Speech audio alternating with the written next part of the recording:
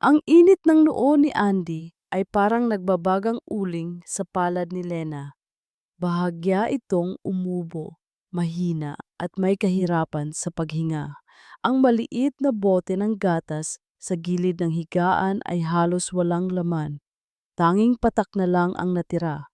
Narinig niya ang malalim na pintig ng kanyang sariling puso. Hindi lang sa takot, kundi sa galit sa kanyang sarili. Bakit? Bakit kulang na naman? Napayuko si Lena. Naramdaman niya ang unti-unting pag-init ng kanyang mga mata. Isang butil ng luha ang pumatak sa kanyang kamay na hawak ang maliit na kamay ni Andy. Ilang beses na ba siyang nangako sa kapatid niyang si Ana na kahit ano pa ang mangyari, poprotektahan niya ang munting anghel na ito. Pero ngayon, narito siya, walang magawa. Ang hiyaw ng kanyang kaluluwa ay mas malakas pa kaysa sa pilit niyang pagpigil. Kailangan niya ng gatas. Ngayon na. Tumingin si Lena sa maamong muka ni Andy. Ang mga labi nito'y bahagyang nakabukas sa paghahanap. Ang maliit na bata ay hindi dapat nagdurusa. Hindi siya maaaring sumuko. Hindi. May isang paraan kahit gaano pa kahirap o kahiya-hiya.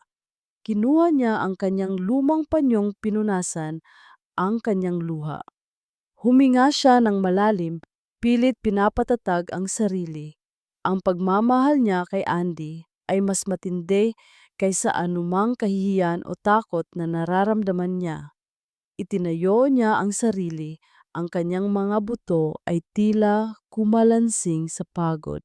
Ngunit ang kanyang diwa ay nagliyab sa determinasyon. Kailangan niyang harapin si Sir Cardo. Naglakad siya patungo sa opisinang malaki at punong-puno ng salamin sa dulong bahagi ng mansyon. Bawat hakbang ay parang binubuhat niya ang 1,000 bato. Ang gabi ay malamig, ngunit ang pawis ay lumalamig sa kanyang likod. Ramdam niya ang bawat panginginig ng kanyang kalamnan. Sa likod ng marangyang pintong iyon, naroon ang kapangyarihan at pagdududa. Dalawang bagay na parehong kinatatakutan niya. Nanginginig ang kanyang kamay nang kumatok siya. Mahina, parang ambon lang, ngunit sapat para marinig sa katahimikan ng malaking bahay. Come in. Isang malalim, malamig na boses ang sumagot. Dahan-dahan niyang binuksan ang pinto, bumungad sa kanya ang malaking opisina na pupuno ng mga libro at makabagong kagamitan. Nakaupo sa kanyang malaking silya, nakaharap sa bintanang nagpapakita ng tanawin ng syudad, si Ricardo Cardo Alcantara. Ang kanyang likod ay matikas, ang kanyang presensya ay mabigat at puno ng autoridad.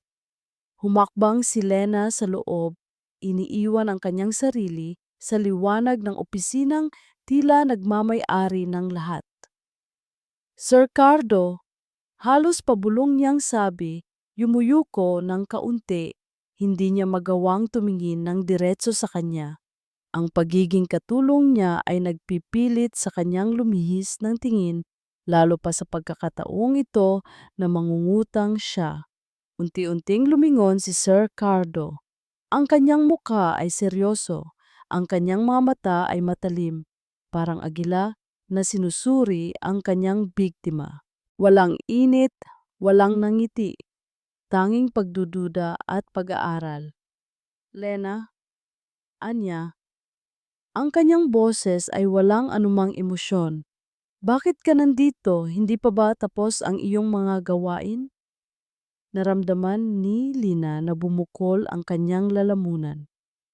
Ang bawat salita ay parang bakal na tinunaw, mahirap lunukin. Sir, ako po ay may malaking pabor po akong hihingin. Halos hindi niya mailabas ang mga salita. Si Andy po kasi, nilalagnat po siya at nauubusan na po kami ng gatas. Wala po akong pera para bilhan siya ng gamot at gatas. Pinanood siya ni Cardo ng ilang segundo, ang kanyang muka ay nanatiling blanko. Pagkatapos, bumuntong hininga siya, isang tunog na parang pilit at naiinis. Gatas, gamot, anya. At sa wakas ay tumayo mula sa kanyang silya, humakbang patungo sa kanya. Ang bawat hakbang ay parang nagpaparamdam sa kanya ng kanyang maliit na posisyon. Ilang beses ko nang narinig ang ganyang kwento, Lena. Hindi ka ba napapagod sa paghahanap ng dahilan para makahingi ng pera? Ang mga salitang iyon ay parang sampal sa kanyang mukha. Naramdaman ni Lena ang pag-init ng kanyang pisngi, hindi lang sa kahihiyan kundi sa kaunting galit. Paano niya nasasabi iyon? Hindi niya ba nakikita ang sakit sa kanyang mga mata, ang desperasyon sa kanyang tinig? Sir, hindi po. Para po ito kay Andy. Seryoso po ang kalagayan niya. Pilit niyang ipinaliwanag. Gusto ko lang po siyang mapagaling. Ang dami kong naririnig na kwento tungkol sa mga katulong na nagpapanggap na may sakit ang kanilang anak para lang makakuha ng pabor. Ang boses ni Cardo ay parang may tumatakas na usok ng pagdududa. Lumakad siya sa likod ng kanyang lamesa at kinuha ang isang folder. Bukod pa rito, sino ba talaga ang batang iyon? Wala siyang rehistro, walang record. Paano ko malalaman na hindi mo lang siya ginagamit para sa iyong pansariling kapakanan?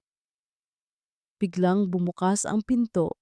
Pumasok si Bianca Roxas, ang kasintahan ni Cardo, na tila bagong gising mula sa kanyang pagtulog. Ngunit ang kanyang tingin ay matalim. Nakasuot siya ng isang marangyang silk robe. Ang kanyang buhok ay perpektong nakalugay. Tiningnan niya si Lina mula ulo hanggang paa na tila dumi. Ano na naman ito, Cardo? Ani Bianca. Ang kanyang boses ay matinis at puno ng pagkasuklam. Ang katulong na naman natin humihingi ng pera. My goodness, Lena, hindi ka ba marunong mahiya? Kanina lang ang dami mong inilabas na pera sa grocery, tapos ngayon wala ka na naman? Bianca, hindi ito ang oras, mariing sabi ni Cardo, ngunit hindi niya ipinagtanggol si Lina. Naku, Cardo, bakit hindi? Alam naman nating lahat na ginagamit lang niya ang bata. Yung Joy? Andy? Ano ba talaga ang pangalan ng bata? Lagi na lang may sakit kapag may kailangan siya ng pera. Hindi ba niya nakikita na isa siyang pabigat sa iyo? Patuloy ni Bianca, naglakad patungo sa kanila. Ang kanyang muka ay puno ng pang-aalipusta. Baka naman gusto niya lang magkaroon ng sarili niyang pamilya gamit ang pera mo, Cardo. Magaling siya sa pag-arte. Ang mga salita ni Bianca ay mas masakit pa sa mga salita ni Cardo. Pakiramdam ni Lena ay pinapaso ang kanyang puso. Hindi siya makahinga. Ang mga luha na pilit niyang pinipigilan kanina ay handa ng umagos. Ginagamit niya si Andy, ang sarili niyang pamangkin, ang bata na pinangakuan niyang poprotektahan. Hindi po totoo yan, ma'am. Halos hindi na niya kayang magsalita. Mahal na mahal ko po si Andy. Hindi ko po siya ginagamit. Mahal? Ano ang alam mo sa mahal, Lena? Kung mahal mo siya, bakit wala ka man lang kahit kaunting ipon para sa kanya? Hindi ba't dapat handa ka sa mga ganyang pangangailangan? Pang-uuyam ni Bianca, inirapan siya. Isa ka lang hamak na katulong, Lena. Huwag kang umarte na parang ikaw ang ina ng batang iyan.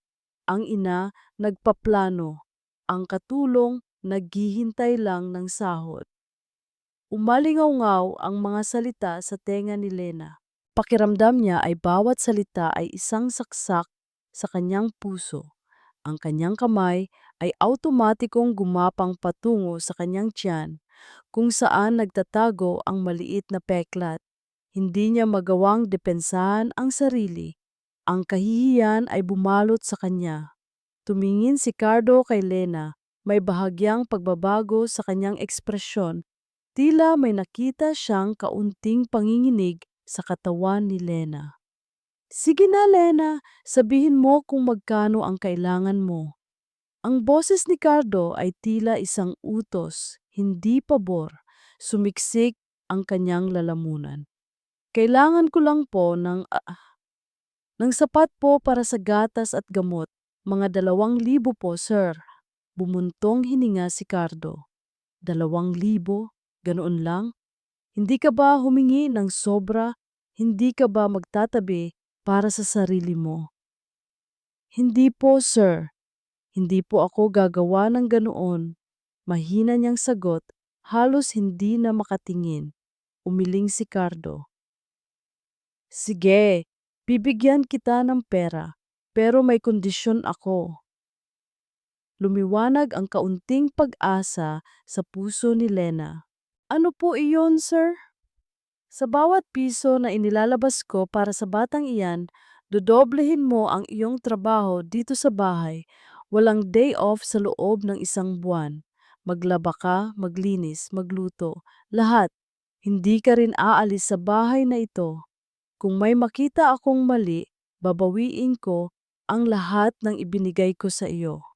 Ang boses ni Cardo ay matigas at walang bahid ng awa. At higit sa lahat, titingnan ko ang bawat kilos mo. Isang maling galaw lang at siguradong mawawala ka dito, kasama ang bata. Naramdaman ni Lena ang pananakit ng kanyang dibdib. Ang kondisyon ay mabigat, halos walang karapatan siyang magpahinga. Ngunit naisip niya si Andy, ang kanyang init, ang kanyang anak, ang kanyang pamangkin. Kailangan niya itong gawin. Opo, sir. Mahina niyang tugon. Salamat po. Naglakad si Cardo patungo sa kanyang desk. Kinuha ang isang envelope mula sa drawer. Binuksan niya ito at inilabas ang isang saksak ng pera. Hindi niya ito inabot kay Lena. Sa halip, inilagay niya ito sa lamesa, malayo kay Lena. Narito ang pera, ani Cardo. Ang kanyang mga mata ay nananatiling matalim. Ngunit huwag mong isipin na madali akong maloloko. Bantayan ko ang bawat galaw mo. Simula ngayon, araw-araw ay hihingiin ko ang listahan ng mga gastusin mo para sa bata. Kailangan lahat ay may resibo. Kinuha ni Lena ang pera, ang kanyang kamay ay nanginginig. Ang mga salita ni Cardo ay parang mga tinik na kumakapit sa kanyang kaluluwa. Masakit. Ngunit nang inangat niya ang kanyang tingin, hindi na ang kahiyan ang nakita sa kanyang mga mata, kundi isang matinding pagmamahal at determinasyon. Hindi niya hahayaang may mangyari kay Andy. Kahit anong gawin ni Cardo o ni Bianca, hindi nila siya mapipigilan. Lumingon siya patungo sa pinto, sa direksyon ng kwarto kung nasaan si Andy. Ang kanyang puso ay sugatan, ngunit ang kanyang pagmamahal ay nanatiling buo at matatag. Para kay Andy. Nakatayo si Cardo sa kanyang opisina, nakaharap sa malaking bintana. Ngunit ang kanyang isip ay hindi nasa nagkikinangan na syudad sa ibaba. Nasa kanya pa rin ang imahe ni Lena. Ang kanyang mga mata na puno ng desperasyon, ang kanyang nanginginig na mga kamay at ang kakaibang tigas sa kanyang tingin kahit na hinahamak. Hindi siya komportable sa damdaming ito. Ang kanyang karanasan sa buhay ay nagturo sa kanya na ang mga taong tulad ni Lena ay madalas na may maitim na motibo.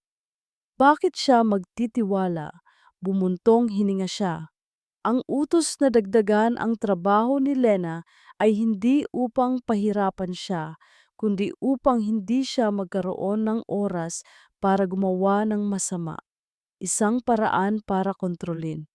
Iyon ang lagi niyang ginagawa. Kontrolin ang lahat. Sir Cardo, narito na po ang ulat na hiniling ninyo. sabi ng kanyang sekretarya, si Sarah, habang inilalatag ang isang folder sa kanyang desk. Si Sarah ay kilala niya bilang matalino at mapagkakatiwalaan.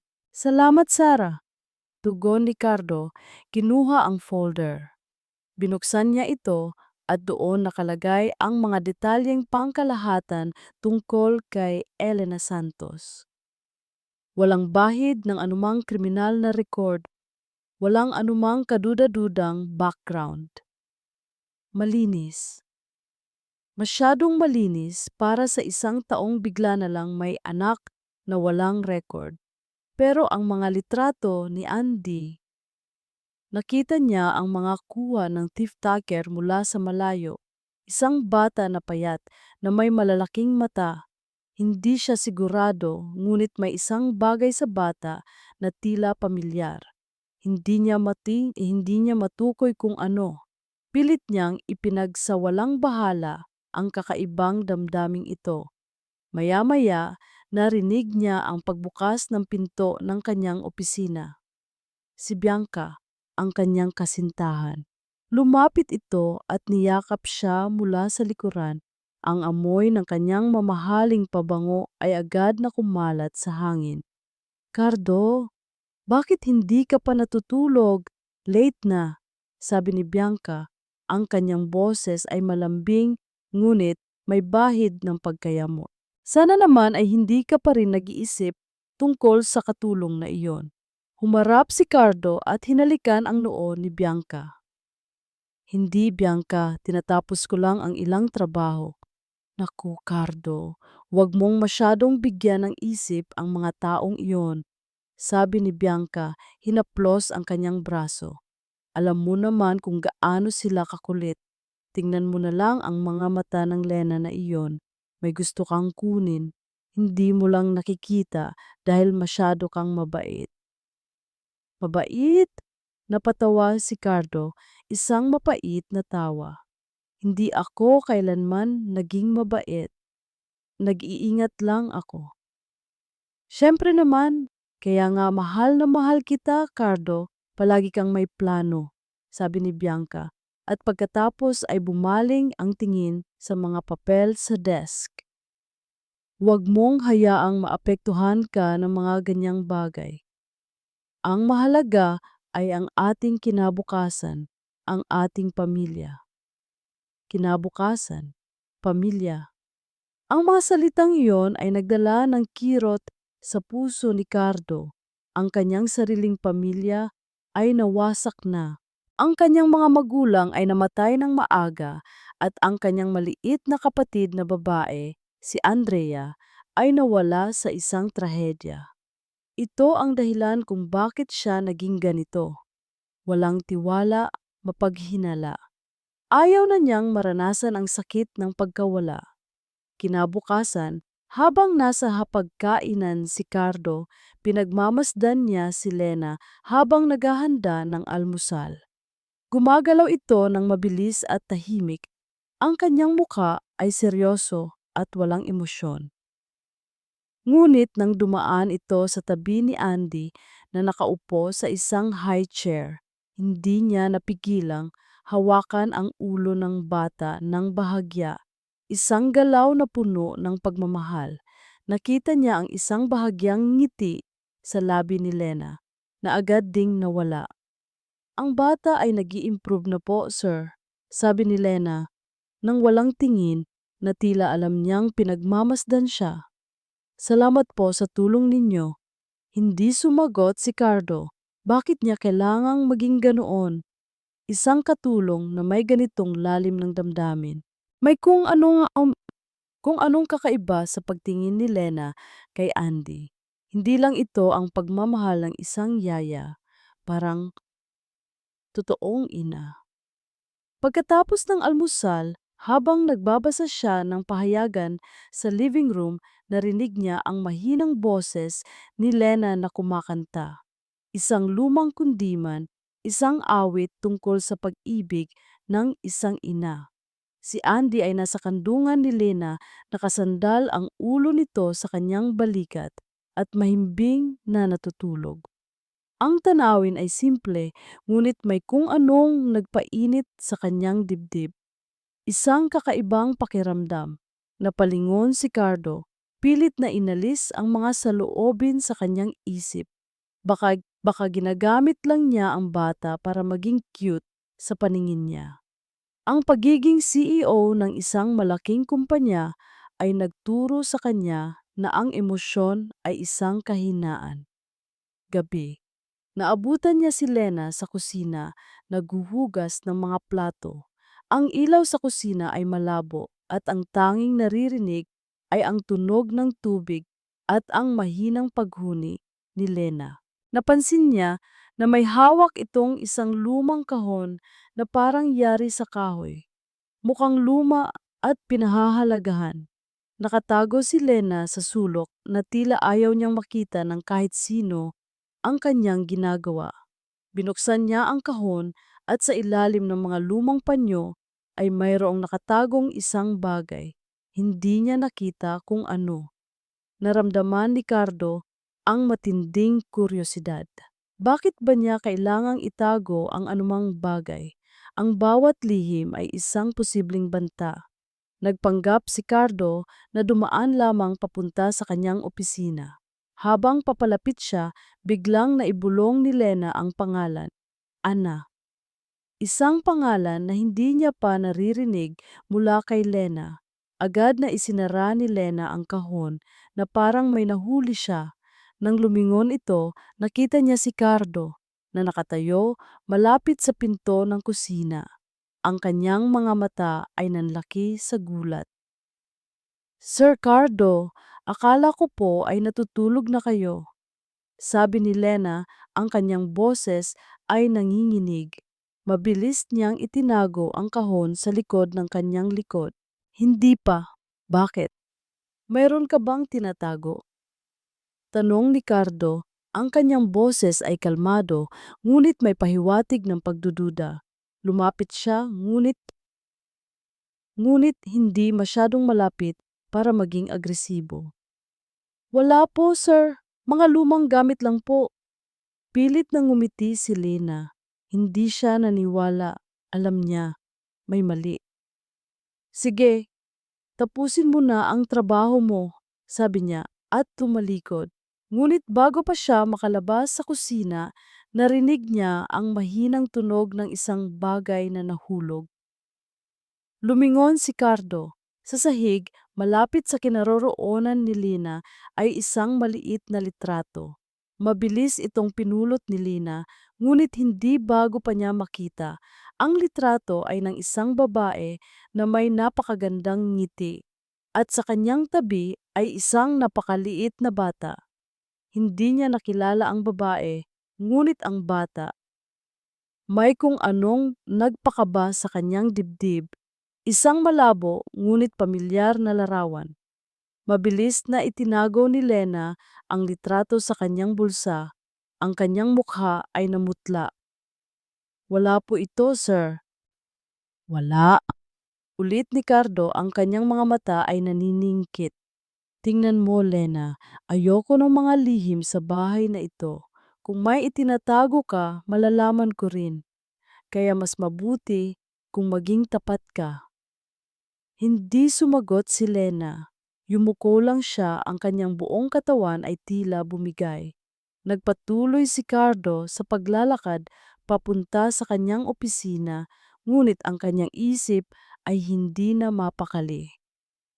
Ang lumang kahon, ang pangalang Ana, ang litrato, ang pagmamahal ni Lena kay Andy. Lahat ay nagkukonektang parang isang puzzle na unti-unting nabubuo sa kanyang isip. Alam na niya kung ano ang susunod niyang gagawin. Tatawagan niya ang thief taker at ipapahanap ang lahat ng impormasyon tungkol kay Ana at sa kung sino talaga ang pamilya ni Andy. Hindi niya hahayaang may anumang lihim na manatili sa kanyang bahay. Ang mga salita ni Sir Cardo kagabi ay umalingaw-ngaw pa rin sa tenga ni Lena. Bawat isa ay isang martilyo sa kanyang dibdib. Ayoko ng mga lihim sa bahay na ito. Alam niyang papalapit na siya sa katotohanan at ang bawat umaga ay nagdadala ng mas matinding takot. Pero para kay Andy, kailangan niyang magpatuloy. Kailangan niyang maging matigas. Bumangon siya ng madaling araw, mas maaga kaysa sa karaniwan. Ang mga utos ni Sir Cardo ay malinaw, dodoblihin ang trabaho. Kaya ngayon, habang ang buong mansyon ay natutulog pa, nagsimula na siyang maglinis. Bawat sulok, bawat salamin, bawat kasangkapan ay kanyang pinupunasan, inaalisan ng alikabok. Ang katawan niya ay pagod na, ngunit ang isip niya ay laging nakabantay. Tanghali na nang marinig niya ang tinig ni Bianca. Lena, nasaan ang paborito kong baso? Ang baso na binili namin ni Cardo sa Italy. Tumakbo si Lena patungo sa kusina, kung saan nakatayo si Bianca, nakahawak sa kanyang baywang. Ang kanyang muka ay puno ng pagkasuklam. Nandito po, Mamang Bianca. Kakahugas ko lang po. Bakit hindi mo pa nilalagay sa tamang lagayan? Tignan mo ang mga ito. May mantsa pa rin. Reklamo ni Bianca, itinuro ang isang baso na malinis sa mata ni Lena. Hindi ka ba marunong magtrabaho ng maayos? Hindi ba sinabi ni Cardo na dodoblehin mo ang trabaho mo? Hindi ibig sabihin niyan ay dodoblehin mo ang kalat. Pinilit ni Lena na Lilen na huwag sumagot. Kinuha niya ang baso at muling pinunasan. Kahit alam niyang malinis na ito, ang kanyang mga mata ay nanatiling nakayuko. Hindi niya kayang makipagtalo. Kung magalit siya, baka mapatalsik siya at paano na si Andy. Alam mo, Lena, nagtataka ako kay Cardo. Patuloy ni Bianca, lumapit sa kanya. Bakit ka pa niya hinahayaan dito? Kung ako sa kanya, matagal ko nang pinatalsik ang isang katulad mo. Ang dami ng katulong na pumunta at umalis sa bahay na ito. Ang lahat ay sinubukan kang gayahin. May padrama-drama ka pa na may sakit ang bata. Nakakainis. Naramdaman ni Lena ang matinding galit, ngunit pilit niya itong nilulunok. Hindi ito ang oras. Hindi ito ang lugar. Si Andy. Para kay Andy. Habang naglilinis siya sa living room, biglang narinig niya ang malakas na tunog ng basag na baso. Mabilis siyang napalingon. Si Andy. Hindi niya alam kung paano, ngunit nahawakan nito ang isang vase na nakalagay sa mesa at nabasag ito. Ang pulang katas ng prutas mula sa loob ay kumalat sa mamahaling carpet at ang mga basag na piraso ng salamin ay nakakalat sa sahig. Andi! Sigaw ni Lena, tumakbo patungo sa bata. Okay ka lang ba? Halos kasabay nito, dumating si Sir Cardo na nakasuot ng isang mamahaling vest. Ang kanyang mukha ay agad na naging seryoso. Tiningnan niya ang basag na vase at ang kumalat na katas. Anong nangyari dito? Tanong ni Cardo, ang kanyang boses ay kalmado ngunit may pahiwatig ng pagkayamot. Sir Cardo, ako na po ang bahala.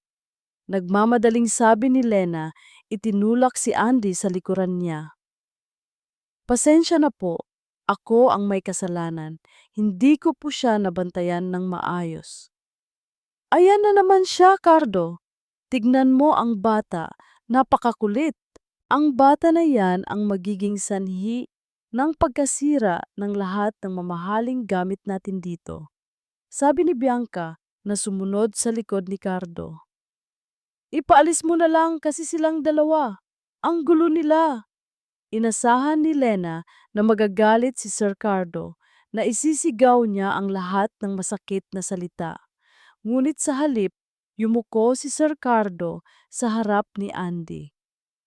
Andy, okay ka lang ba? Tanong ni Cardo. Ang kanyang boses ay mas malumanay kaysa sa karaniwan. Maingat niyang sinuri ang mga kamay ng bata. Hindi ka ba nasugatan? Umiling si Andy. Ang kanyang mga mata ay lumuluha. Sorry po, Kuya Cardo. Pabulong nitong sabi, nakayuko. Napatingin si Lena kay Cardo at sa unang pagkakataon nakakita siya ng kaunting habag sa mga mata nito. Hindi galit, hindi pagdududa, tanging pag-aalala. Huwag kang mag-alala, Andy. Hindi mo sinasadya, sabi ni Cardo, hinaplos ang ulo ni Andy. Lena, linisin mo na lang ito. Huwag mo nang pagsabihan ang bata. Accident lang yan. Napakurap si Lena. Hindi niya inaasahan iyon. Sa halip na magalit, pinrotektahan pa niya si Andy. At tinawag siya ni Andy na Kuya Cardo. Nagkatinginan si Lena at si Cardo. Ang mukha ni Lena ay namutla sa gulat. Kuya Cardo, saan nakuha ni Andy ang ideyang iyon? Hindi pa kailanman tinawag ng bata si Sir Cardo sa ganoong paraan. Si Cardo naman ay napakunot ang noo, ngunit hindi galit. Tila nagulat lang din siya at may kaunting pagtataka. Kuya, muling pabulong na sabi ni Andy at kumapit ito sa pantalon ni Cardo. Tingnan mo, Cardo, pati ang bata, sinasanay mong tumawag sa iyo ng kuya. My God, Lena, hindi mo ba tinuturuan ang batang iyan ng tamang paggalang? Hindi siya ang kapatid mo. Sigaw ni Bianca, ang kanyang boses ay nanggagalaiti. Ipaalis mo na lang ang batang iyan. Ang gulo-gulo niya. Tingnan mo ang carpet, Cardo. Mahal iyan. Ngunit hindi pinansin ni Cardo si Bianca. Tumingin siya kay Andy at pagkatapos ay bumaling ang tingin kay Lena na may tanong sa mga mata. Ano ang kuya? Wala po iyan, Sir Cardo. Mabilis na sabi ni Lena, ang kanyang puso ay kumakabog ng malakas. Bata lang po siya, siguro narinig lang niya. Pilit niyang hinila si Andy palayo kay Cardo, ngunit kumapit ng mahigpit ang bata. Bata? Umalingaw ang boses ni Bianca. Masyado nang matanda ang batang iyan para hindi turuan ng tamang asal. At ikaw, Lena, bakit mo siya pinagtatanggol? Gusto mo lang bang maging maganda sa paningin ni Cardo? Well, let me tell you, hindi mangyayari iyan.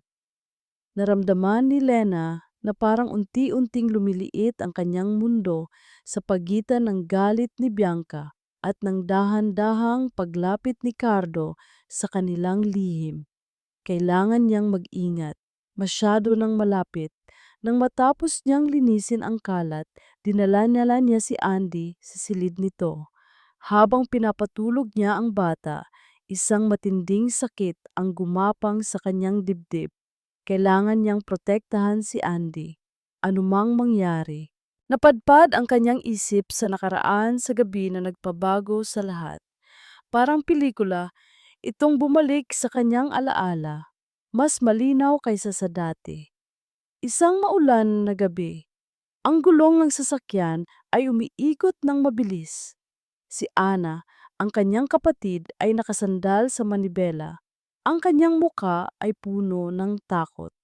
Sa tabi niya, sa likuran, si Andrea na kilala ngayon bilang Andy ay natutulog ng mahimbing, nakabalot sa isang kumot.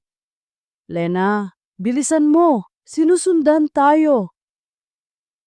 Sigaw ni Ana, ang kanyang boses ay halos wala na sa lamig at takot.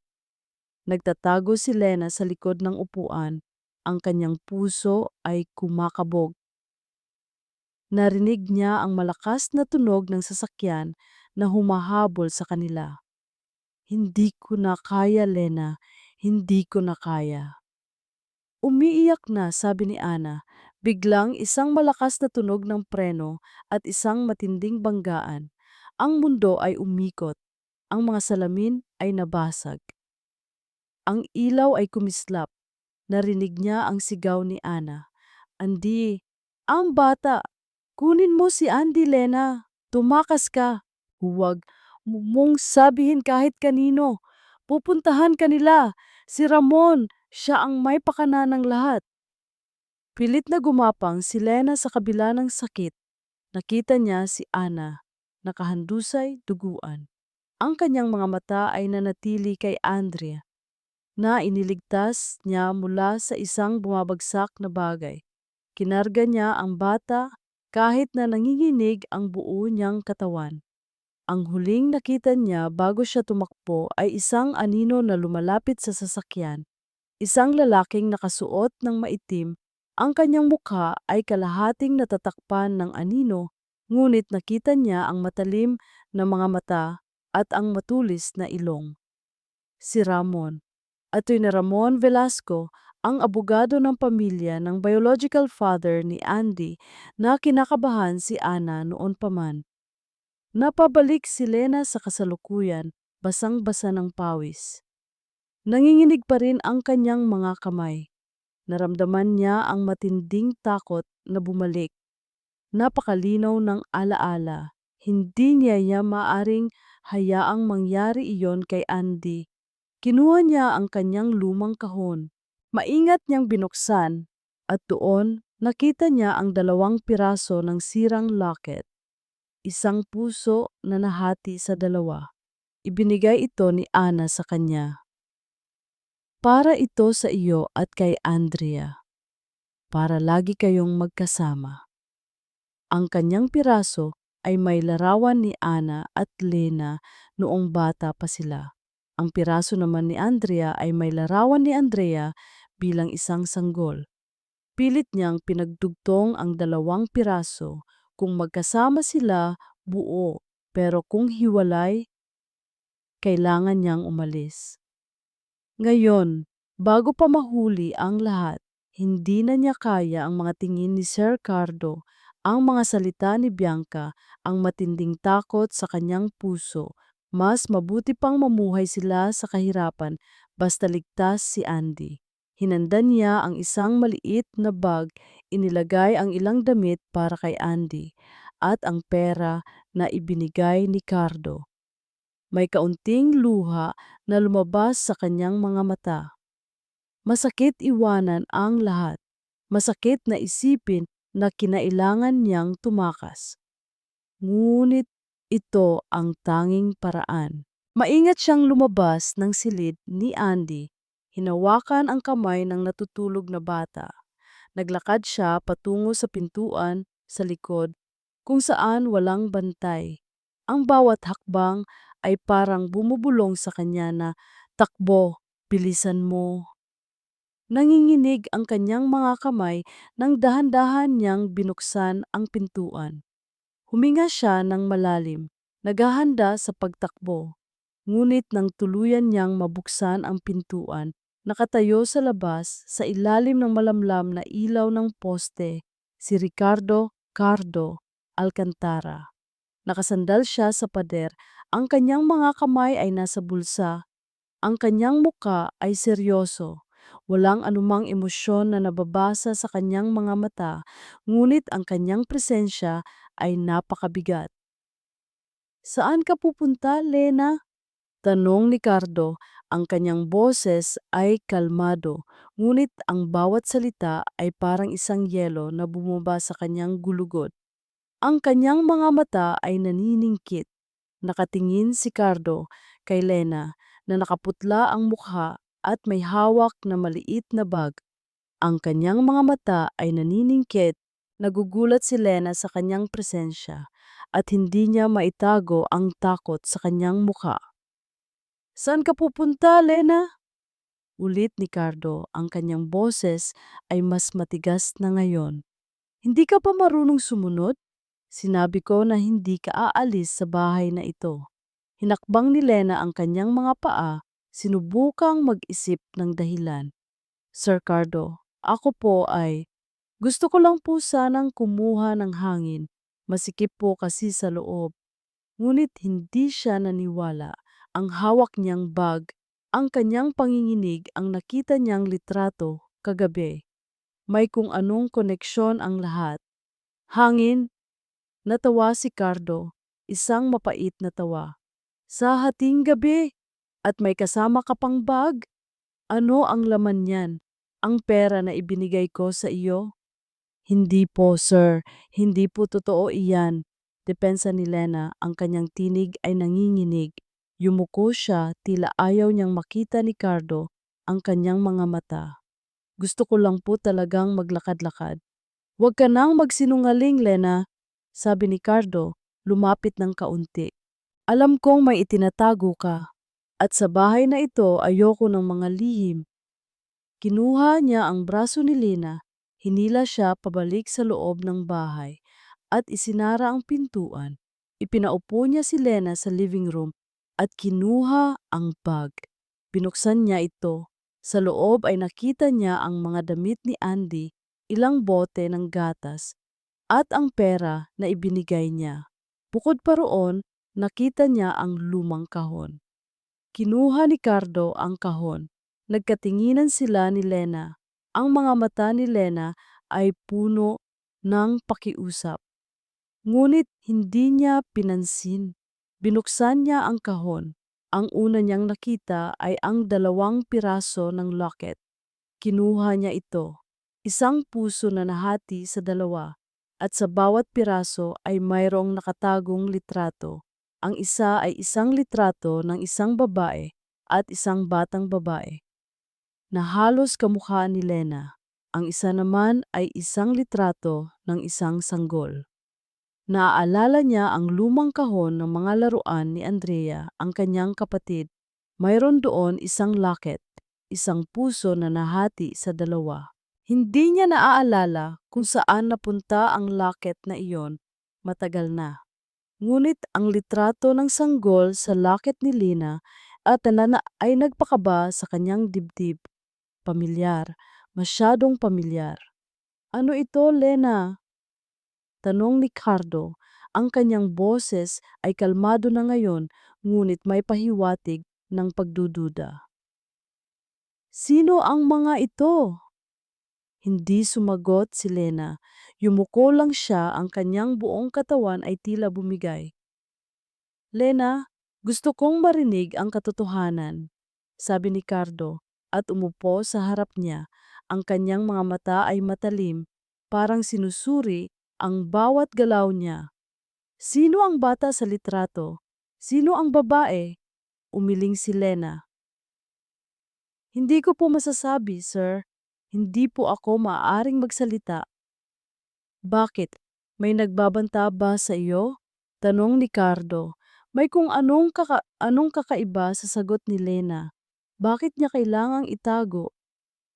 Lena, kung mayroong nananakit sa iyo, sabihin mo lang. Tutulungan kita. Tumingin si Lena sa kanya. At sa unang pagkakataon, nakakita siya ng kaunting pag-asa sa mga mata nito. Ngunit agad itong nawala. Hindi po, sir, may pangako po ako. Pangako. Ang salitang iyon ay nagdala ng kirot sa puso ni Cardo. May kung anong kakaiba sa pagmamahal ni Lena kay Andy. Hindi lang ito basta pagmamahal ng yaya. Higit pa rito, kinaumagahan, ginamit ni Cardo ang kanyang mga koneksyon. Ipinahanap niya ang lahat ng posibleng impormasyon tungkol sa babae sa litrato at sa sanggol. Ibinigay niya ang mga litrato sa thief taker. Habang naghihintay siya, sinubukan niyang kalimutan ang lahat ng kanyang pagdududa. Ngunit hindi niya magawa. Ang bawat tingin niya kay Andy, ang bawat galaw ni Lena, ay nagpaparamdam sa kanya ng isang bagay. Nakita niya si Lena habang naglilinis sa hardin. Ang kanyang buhok ay nakatali at ang kanyang mukha ay puno ng pawis. Ngunit sa tuwing dumadaan si Andy, ngumingiti siya. Isang tunay na ngiti. Ang ngiti na iyon ay hindi pekeng. Maya-maya, narinig niya ang boses ni Bianca. Cardo, darating ang mga kaibigan ko. Sana naman ay maayos ang bahay. At sana ay hindi ko makita ang katulong na iyan. Nakakahiya. Ang bata, ilayo mo rin. Bianca, sila Lena at Andy ay hindi kahiya-hiya. Mariing sabi ni Cardo. Huwag kang magsalita ng ganyan. Nagulat si Bianca. Cardo, bakit mo sila pinagtatanggol? Dahil ba sa awa?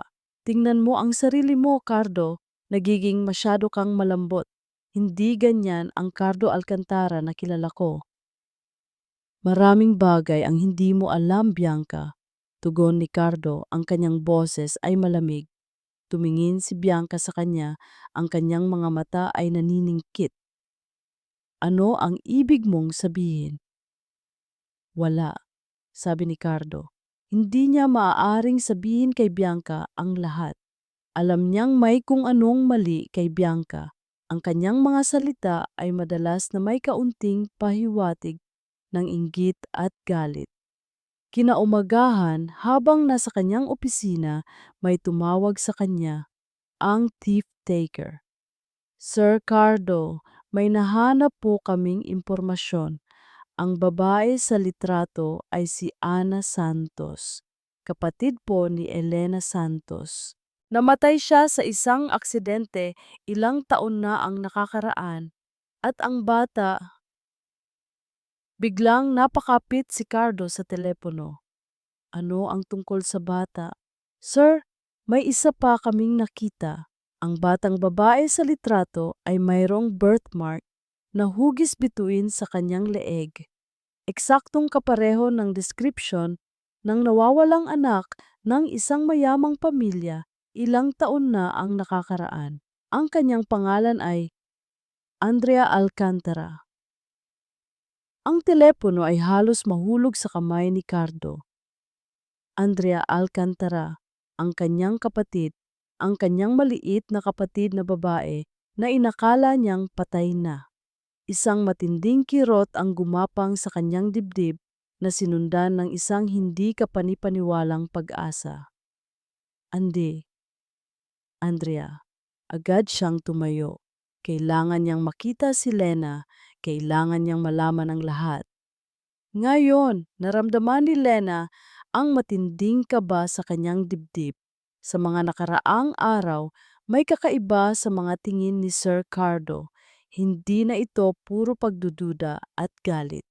May kung anong pag-aaral, isang paghahanap sa kanyang mga mata.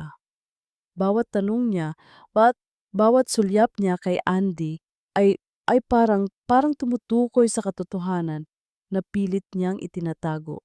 Pambihira ang araw na iyon. Ang sikat ng araw ay matindi at ang init ay humahaplos sa balat. Nasa likod bahay si Lena naglalaba ng mga damit habang si Andy ay naglalaro sa ilalim ng puno ng mangga, nakatago mula sa direktang sikat ng araw. Ngunit hindi siya makapag-focus.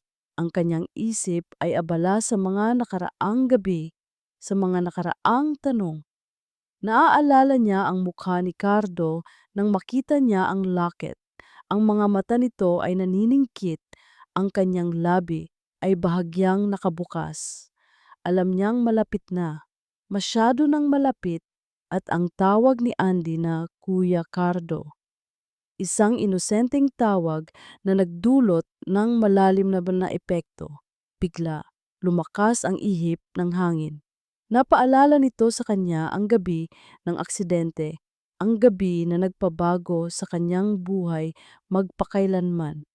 Ang alaala ay mas malinaw na ngayon, mas detalyado. Bumalik siya sa madilim na kalsada, ang tunog ng ulan at ng nagbabasag na salamin, ang sigaw ni Ana, ang kanyang huling hininga. Si Ramon! Tandaan mo, Lena, si Ramon ang may pakana ng lahat. Protektahan mo si Andrea, ang locket, ang tanging patunay. Nakita niya ang anino ni Ramon Velasco na lumapit sa sasakyan, ang kanyang muka ay seryoso, walang anumang bahid ng damdamin. May hawak siyang isang bagay na ipinasok niya sa loob ng sasakyan. Isang lighter, hindi niya sigurado. Pagkatapos, mabilis itong umalis na parang multo. Nagulantang si Lena. Napakaliwanag ng alaala. Si Ramon Velasco, siya ang may kasalanan. Siya ang dahilan kung bakit namatay ang kanyang kapatid at kung bakit niya kailangang itago si Andy. Tumulo ang luha sa kanyang pisngi. Ang takot ay bumalik mas matindi kaysa sa dati. Ngunit sa pagkakataong ito, hindi lang takot ang nararamdaman niya. May kaunting galit. Galit kay Ramon, galit sa sistema, galit sa sarili niya dahil hindi niya nagawang ipagtanggol ang kanyang kapatid. Nagpasya si Lena. Hindi na niya kayang itago ang lihim na ito ng mag-isa. Kailangan niya ng tulong. Kailangan niyang sabihin ang katotohanan. Ngunit kanino at paano niya sisimulan? Ang kanyang tiwala kay Cardo ay lumalaki ng bahagya. May kaunting kabutihan siyang nakikita sa mga mata nito, lalo na tuwing nakikita niya si Andy. Hindi siya masama, malamig lang. At ang pagtatanggol niya kay Andy laban kay Bianca, nagbigay iyon ng pag-asa. Pero paano kung hindi siya paniwalaan ni Cardo? Paano kung ituring lang siya nitong isang katulong na humihingi ng simpatiya? Paano kung masira ang lahat at mawala sa kanya si Andy? Ang takot na iyon ay mas matindi pa sa takot kay Ramon. Lena, Lena. Narinig niya ang boses ni Bianca. Mabilis niyang pinunasan ang kanyang mga luha. Bakit po, Ma'am Bianca? Bakit nandito ang batang iyan? Sinabi ko na sa iyo, kapag may bisita ako, ilayo mo iyan. Sigaw ni Bianca, ang kanyang muka ay puno ng galit. Nandito ang mga kaibigan ko at ayokong makita nila ang isang bata na mukhang pulubi. Naramdaman ni Lena ang matinding galit. Hindi niya mapigilan ang kanyang sarili. Ma'am Bianca, hindi po pulubi si Andy, bata po siya at wala po siyang ginagawang masama. Nagulat si Bianca sa kanyang pagtaas ng boses. Aba, lumalaban ka na ngayon, Lena. Hindi mo ba alam? Alam kung sino ka, katulong ka lang. Hindi po ako magpapahamak sa kanya. Matigas na sabi ni Lena, niyakap si Andy. Anong nangyayari dito? Narinig nila ang boses ni Cardo. Nakatayo siya sa likod nila. Ang kanyang muka ay seryoso.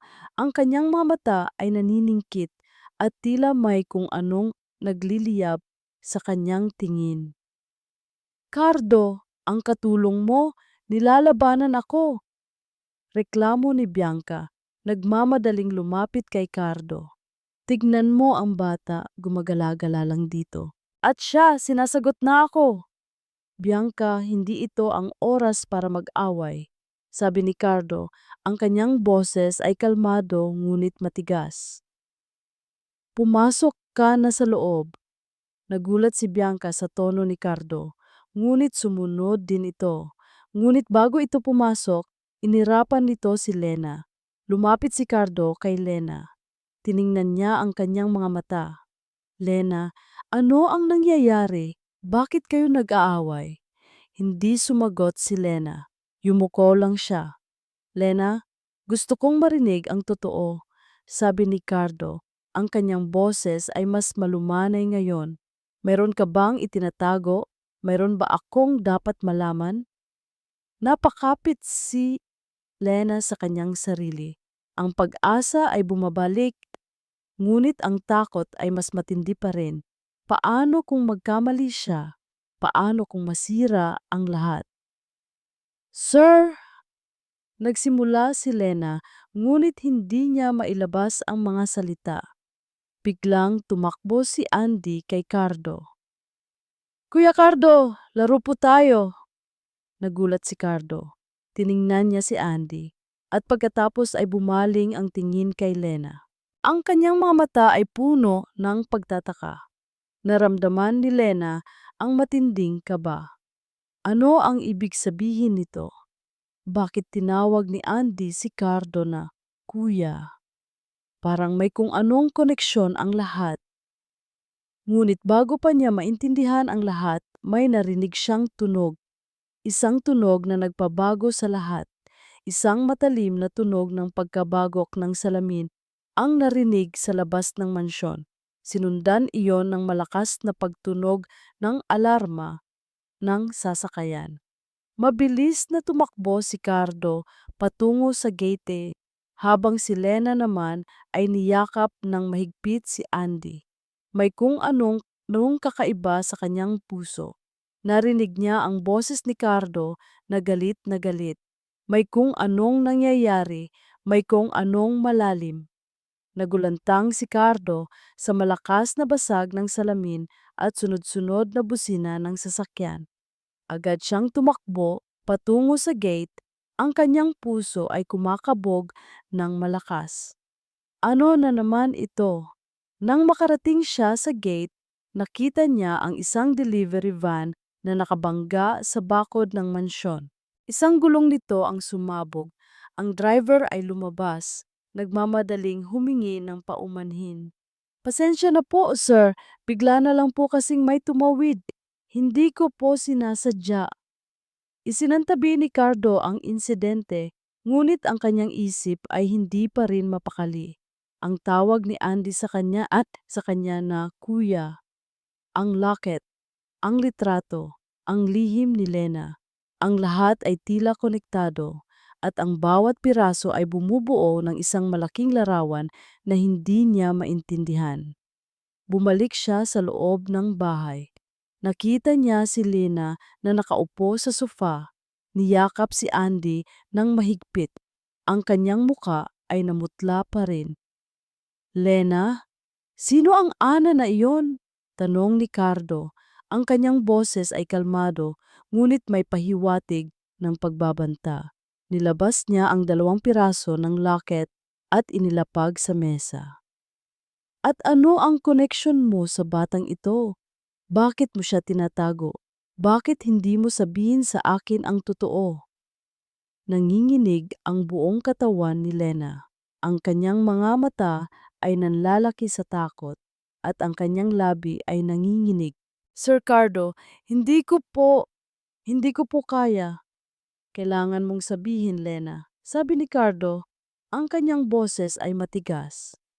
Kung hindi mo sasabihin sa akin, maghahanap ako ng ibang paraan. At kapag nalaman ko ang katotohanan, hindi ko alam kung ano ang mangyayari. Sa halip na sumagot, ibinuka ni Lena ang kanyang bibig at isang mahabang iyak ang lumabas. Ang mga luha ay nagsimulang dumaloy sa kanyang pisngi, isa-isa hanggang sa bumaha ang kanyang mukha. Niyakap niya si Andy ng mas mahigpit. Sir Cardo, patawarin niyo po ako. Umiiyak na, sabi ni Lena, ang kanyang boses ay nanginginig. Hindi ko po sinasadya. Kailangan ko po siyang protektahan. Umupo si Cardo sa harap ni Lena. Ang kanyang puso ay kumirot nang makita niya ang matinding sakit sa mga mata ni Lena. Sa unang pagkakataon, hindi na siya nagdududa. Alam niyang may kung anong seryoso at malalim ang nangyayari. Sabihin mo sa akin, Lena, sabi ni Cardo. Ang kanyang boses ay mas malumanay ngayon. Sabihin mo ang lahat. Sino ang Ana na iyon? Sino si Andy? At bakit mo siya tinatago? Huminga ng malalim si Lena. Ang kanyang buong katawan ay nanginginig. Ngunit sa wakas ay nagsimula siyang magsalita. Si Ana po ang kapatid ko. Ang ina po ni Andy. Nagulat si Cardo. Kapatid mo? Ibig sabihin, ang batang ito. Opo, sir. Si Andy po ay pamangkin ko, sabi ni Lena, at pagkatapos ay tumingin siya kay Andy na natutulog na sa kanyang kandungan. Pangako ko po kay Ana na poprotektahan ko si Andy, anuman ang mangyari. Nakinig si Cardo ng mabuti. Ang bawat salita ni Lena ay parang tumutukoy sa isang malaking misteryo. Si Ana po, sir, Namatay po siya sa isang aksidente, ilang taon na ang nakakaraan. Patuloy ni Lena, ang kanyang boses ay nanginginig. Ngunit, hindi po ito aksidente, sir. Pinatay po siya. Napailing si Cardo. Pinatay? Sino? Bakit? Si Ramon po, sir. Attorney Ramon Velasco. Umiiyak na sabi ni Lena. Ang kanyang boses ay halos wala na. Siya po ang may pakana ng lahat. Pinaplano po niyang dukutin si Andy para sa kayamanan ng biological father niya. Nahuli po siya ni Ana at tinulungan po ni Ana si Andy na makatakas. Ngunit sa pagtakas nila, hinabol po sila ni Ramon at doon po nangyari ang aksidente. Pinatay po niya si Ana para hindi siya makapagsalita. Ang nasamasa, ang mga salita ni Lena ay parang isang suntok sa kanyang dibdib. Ramon Velasco, ang kanyang abogado, ang taong pinagkakatiwalaan ng kanyang pamilya. Hindi, hindi ito maaring totoo. Nagsisinungaling ka, Lena. Sabi ni Cardo, ang kanyang boses ay matigas. Si Ramon ay isang mapagkakatiwalaan, hindi niya magagawa iyan. Hindi po, sir. Pinagtangkaan po niyang sunugin ang sasakyan para mawala ang lahat ng ebidensya. Nakita ko po siya, sir, ang kanyang anino, ang kanyang mga mata. At bago po mamatay si Ana, binanggit niya ang pangalan ni Ramon. Umiiyak na sabi ni Lena. Ang kanyang buong katawan ay nanginginig. At ang locket na iyan, sir. Sabi po ni Ana, iyan ang tanging patunay. Kinuha ni Cardo ang locket. Tiningnan niya ang larawan ng sanggol, ang mga mata nito, ang kanyang ilong. May isang bagay, may kung anong kakaiba. Biglang naaalala ni Cardo ang isang lumang kwento ng kanyang yaya. Ang kanyang maliit na kapatid, si Andrea, ay mayroong birthmark na hugis bituin sa kanyang leeg. Isang kakaibang birthmark. Dahan-dahan, maingat na inangat ni Cardo ang ulo ni Andy. Tiningnan niya ang leeg ng bata. At doon, sa ilalim ng kanyang buhok, ay naroon ang birthmark. Isang maliit na hugis bituin. Eksakto. Eksaktong kapareho ng sinabi ng kanyang yaya. Napanganga si Cardo. Ang kanyang puso ay huminto sa pagtibok. Ang kanyang buong katawan ay nanginginig. Hindi, hindi ito maaring totoo. Andy! Andrea! Pabulong na sabi ni Cardo, ang kanyang mga mata ay nanlalaki. Tumingin si Lena kay Cardo, puno ng pagtataka. Sir, anong nangyayari? Hindi pinansin ni Cardo si Lena. Kinuha niya ang locket. Pinagdugtong niya ang 2 piraso, kung saan nakalagay ang litrato ng sanggol sa locket ni Lena at ang bakante sa locket ni Cardo. Isang puso na buo na ngayon at sa gitna ng puso may nakasulat na Andrea. Isang matinding kirot ang gumapang sa kanyang dibdib. Ang kanyang maliit na kapatid, Andrea. Hindi siya patay, buhay siya at nasa kanyang harap. Ang buong mundo ni Cardo ay gumuho at pagkatapos ay muling nabuo. Lena, sabi ni Cardo, ang kanyang boses ay nanginginig. Ang batang ito, ang locket na ito, ang birthmark, siya ang kapatid ko. Napatingin si Lena kay Cardo. Ang kanyang mukha ay puno ng pagkabigla. Ano po? Hindi na pinansin ni Cardo si Lena. Niyakap niya si Andy nang mahigpit. Ang kanyang mga mata ay puno ng luha. Andrea, kapatid ko, buhay ka. Ang kanyang mundo ay nagbago. Ang kanyang kapatid ay buhay.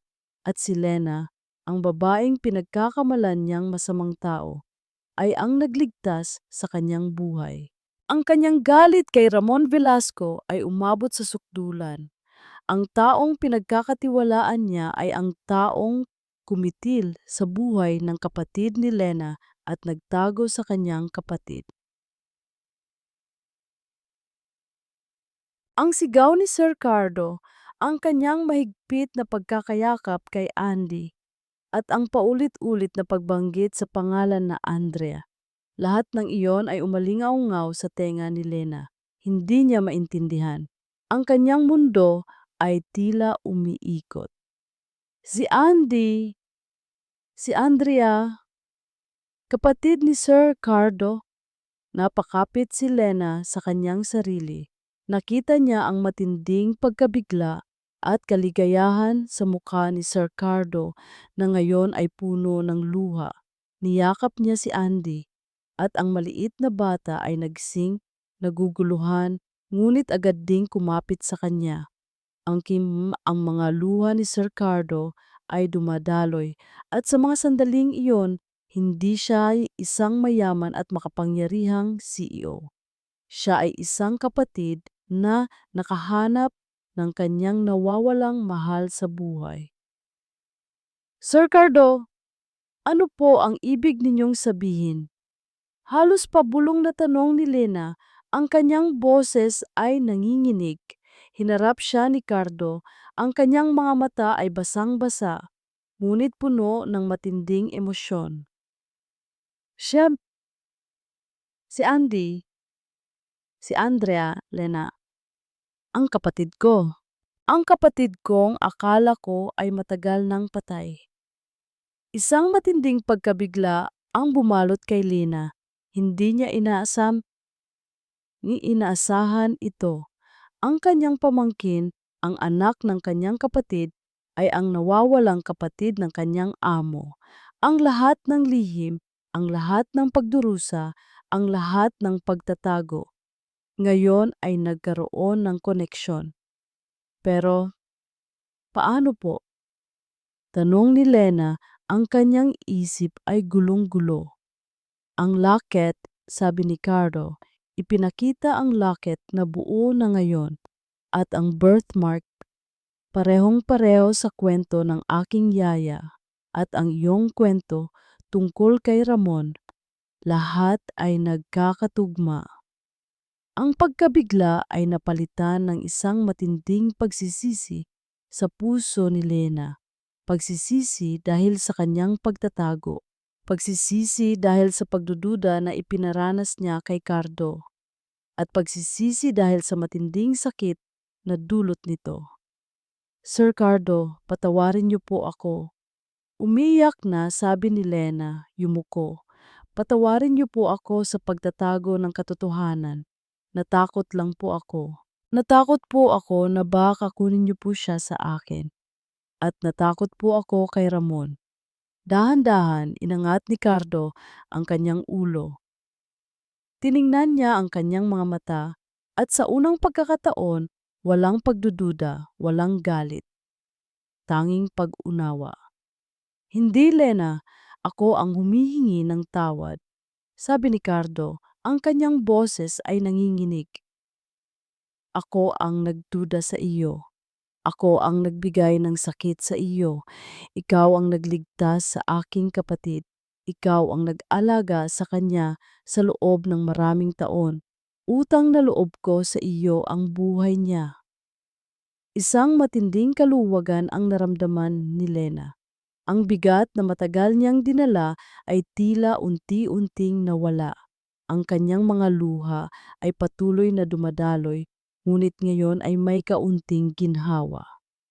Si Ramon, nagsimula si Lena, at pagkatapos ay idinetalye niya ang lahat ng kanyang naalala tungkol sa gabi ng aksidente, ang kanyang mahuling salita ni Ana at ang anino ni Ramon na nakita niya. Nakinig si Cardo ng mabuti, ang kanyang mukha ay seryoso. Ang kanyang mga kamao ay nakakuyom at ang kanyang mga mata ay puno ng matinding galit. Galit kay Ramon. Hindi ako makapaniwala, sabi ni Cardo, ang kanyang boses ay mahina. Si Ramon, ang taong pinagkatiwalaan ng aming pamilya sa loob ng maraming taon.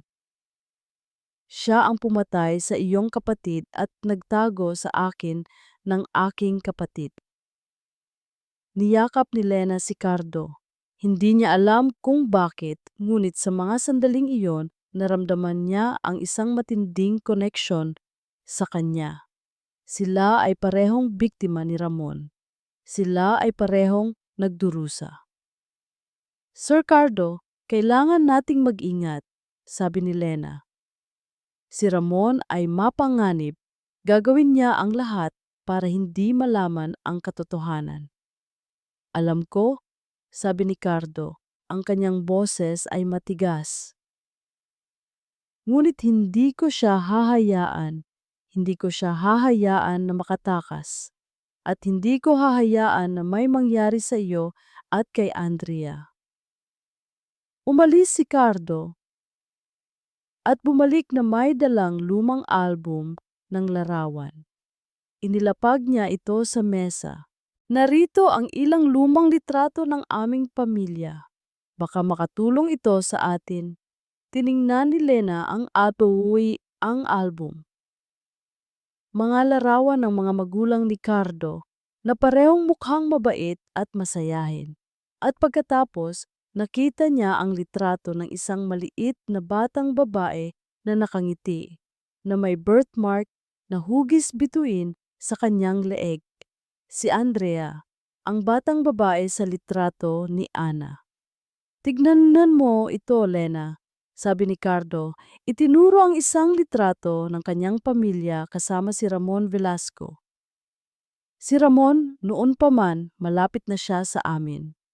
Naaalala ni Lena ang isang lumang liham na sinabi ni Ana sa kanya na itinago. Sir Cardo, may naaalala po ako. Mayroon pong sinabi sa akin si Ana na mayroon siyang itinago na liham. Nasa lumang journal niya po. Nasa bahay po namin sa probinsya. Journal? Tanong ni Cardo. Ang kanyang mga mata ay lumiwanag sa pag-asa. Iyon ay maaaring maging ebidensya. Nagpasya si Cardo. Kailangan nilang magplano ng maingat. Ngunit sa pagkakataong ito, hindi na siya nag-iisa. May kasama na siya. Si Lena, ang babaeng matapang na nagligtas sa kanyang kapatid. At sa mga sandaling iyon, naramdaman niya ang isang bagong uri ng pag-asa.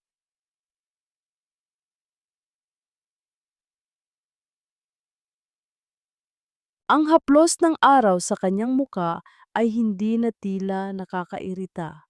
Sa unang pagkakataon sa loob ng maraming taon, naramdaman ni Cardo ang pag-asa. Isang matinding pag-asa na nagpapainit sa kanyang dibdib. Ang kanyang kapatid, ang Andrea na matagal na niyang pinaghahanap, ay buhay. At si Lena, ang babaeng una niyang pinaghihinalaan, ay naging kanyang tagapagligtas. Ang gabing iyon ay napuno ng pagpaplano. Walang tulog, si Lena, kahit pagod ay naging matapang, idinetalye ang bawat maliit na detalye na naaalala niya. Ang pinakamahalaga ay ang journal ni Ana, na maaaring maglaman ng mas maraming ebidensya laban kay Ramon. Cardo, mag-ingat ka. Pakiusap ni Lena, ang kanyang mga mata ay puno ng pag-aalala nang handa na siyang umalis para sa isang mahalagang pulong at upang maghanda para sa pagkuha ng journal. Si Ramon, hindi siya magpapatalo ng madali. Hinawakan ni Cardo ang kamay ni Lena. Huwag kang mag-alala, Lena. Poprotektahan ko kayo. Hindi na ako papayag na may mangyari pa sa inyo. Iyon ay hindi ang naite. Hindi lamang pangako kay Lena, kundi sa kanyang sarili. Hindi na niya hahayaan na mawala pa ang kanyang pamilya. Iniwan niya si Lena at Andy sa mansyon na may dagdag na seguridad at mga tagubilin sa mga tauhan na bantayan silang mabuti. Ang pulong ay kailangan isang paraan upang magpakita na maayos pa rin ang lahat sa kumpanya upang hindi maghinala si Ramon. Ngunit ang kanyang isip ay laging nasa bahay. Habang nasa pulong, pilit niyang pinipigilan ang kanyang pagkabalisa. Ang bawat sandali na lumilipas ay parang isang oras na nagtatago ng isang posibleng banta. Kailangan niyang tapusin ito ng mabilis. Bigla tumunog ang kanyang cellphone. Isang kakaibang numero, hindi siya sumagot. Ngunit muli itong tumunog at tumunog ng tumunog. Isang masamang kutob ang gumapang sa kanyang dibdib. Hindi ito normal. Hindi niya pinansin ang pulong. Agad siyang tumayo, nagpaalam at tumakbo patungo sa kanyang sasakyan. Idirekso mo ako sa mansyon, utos niya sa kanyang driver. Ang kanyang puso ay kumakabog ng napakabilis. Habang papalapit sila sa mansyon, nakita niya ang isang kawan ng mga sasakyan ng pulis at ambulansya. Ang kanyang mundo ay tila huminto. Hindi, hindi ito maaaring totoo. Pinilit niyang lumabas sa sasakyan, tumakbo patungo sa gate na ngayon ay bukas at may mga pulis na nagbabantay. Sir, hindi po kayo maaaring pumasok, sabi ng isang pulis. Ako ang may-ari ng bahay na ito. Ano ang nangyayari? Sigaw ni Cardo. Ang kanyang boses ay puno ng matinding galit at takot. Pagpasok niya, nakita niya ang isang kaguluhan. Basag ang mga bintana, nakakalat ang mga gamit. At sa gitna ng lahat, nakita niya si Lena. Nakaposas. Ang kanyang mukha ay puno ng luha. Ang kanyang mga mata ay nanlalaki sa takot at kawalan ng pag-asa. Lena! Sigaw ni Cardo, tumakbo patungo sa kanya. Ngunit pinigilan siya ng mga pulis. Sir, ang babaeng ito ay inaaresto. Mayroon kaming ebidensya na siya ang may pakana ng pagdukot sa bata. Pagdukot? Ano ang pinagsasasabi ninyo? Nasaan si Andy? Tanong ni Cardo, ang kanyang boses ay nanginginig. Ang bata po ay dinukot at ang lahat ng ebidensya ay tumuturo sa kanya. Sabi ng pulis, itinuro si Lena. Mayroon kaming natagpuang mga bag na puno ng pera at mga dokumento na nagpapatunay na plano niyang tumakas kasama ang bata. Naramdaman ni Cardo na parang sinuntok siya sa tiyan. Hindi ito maaaring totoo. Hindi magagawa ni Lena iyon. Alam niyang ito ay gawa ni Ramon. Hindi! Nagsisinungaling kayo. Si Lena ay inustaw. Si Ramon Velasco ang may pakana ng lahat. Sigaw ni Cardo, ngunit walang nakikinig sa kanya. Dahan-dahan, inilalabas si Lena ng bahay. Ang kanyang mga kamay ay nakaposas. Tiningnan niya si Cardo.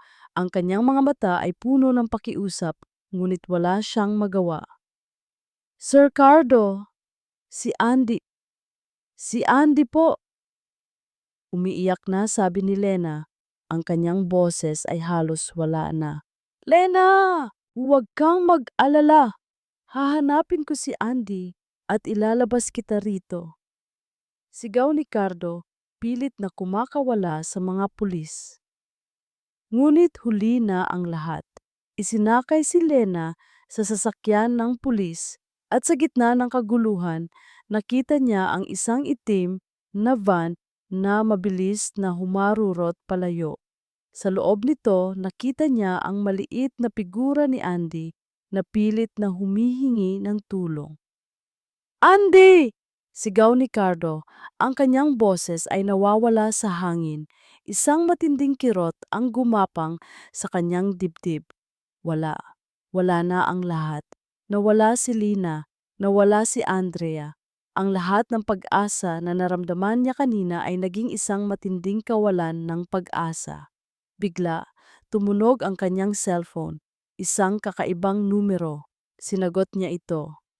Cardo, naisip ko lang na magandang araw ngayon.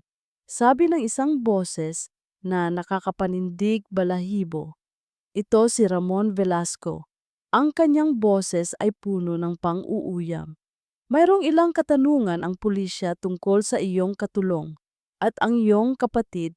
Oh, wait, wala ka ng kapatid, di ba? She's gone again. Forever. Naramdaman ni Cardo ang matinding galit. Ang kanyang mga kamao ay nakakuyom. Ramon, kapag nahuli kita, siguradong magbabayad ka. Masyado nang huli, Cardo, sabi ni Ramon, tumawa. Ang lahat ay nasa aking kontrol at ikaw wala ka nang magagawa. Nahanap mo siya, oo, ngunit nawala mo rin. At ang babaeng iyon, well, siya ang magbabayad para sa lahat ng kanyang pagtatago at para sa iyong katangahan. Pinatayan siya ni Ramon. Nahulog ang telepono sa kamay ni Cardo. Naramdaman niya ang kanyang sarili na bumabagsak sa lupa. Ang kanyang mga tuhod ay tila hindi na kayang suportahan ang kanyang bigat. Pinikit ni Cardo ang kanyang mga mata, ang kanyang mga luha ay dumadaloy sa kanyang pisngi. Ang lahat ay nawala. Ang kanyang kapatid, ang babaeng nagligtas sa kanya, ang lahat. Ngunit sa gitna ng kanyang kawalan ng pag-asa, naramdaman niya ang isang matinding apoy na nagliliyab sa kanyang dibdib. Hindi siya susuko. Hindi niya hahayaan na manalo si Ramon. Kahit anong mangyari, hahanapin niya si Andrea at ilalabas niya si Lina. Ito ay isang pangako, isang sumpa.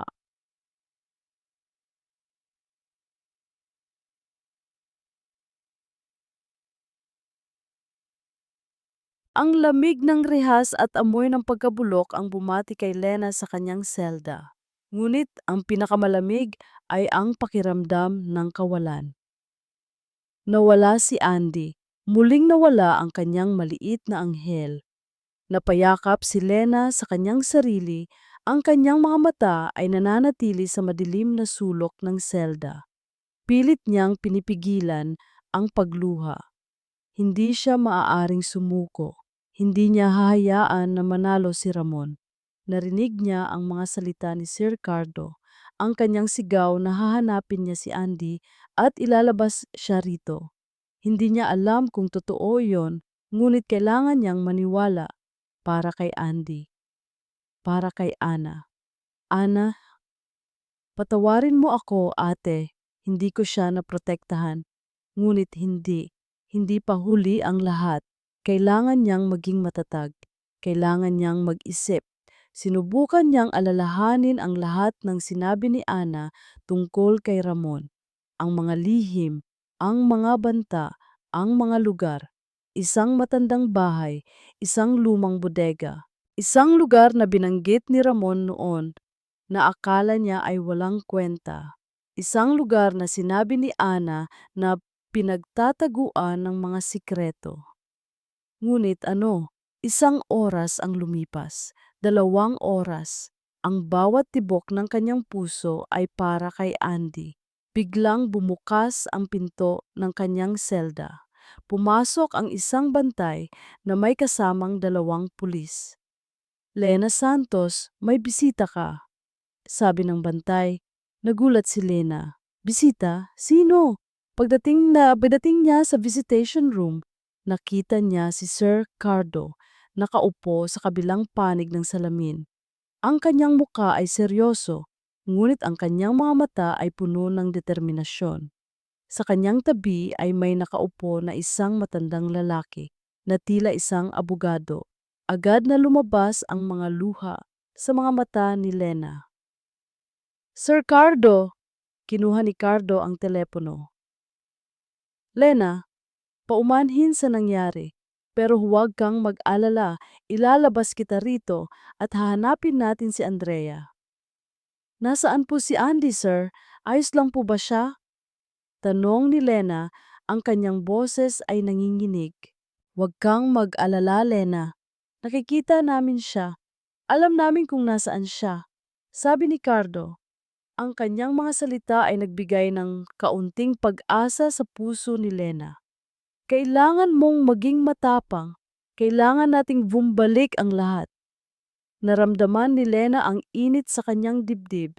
Hindi siya nag-iisa. May kasama siya. Sir Cardo, may naaalala po ako, sabi ni Lena. Ang kanyang boses ay mas matatag na ngayon.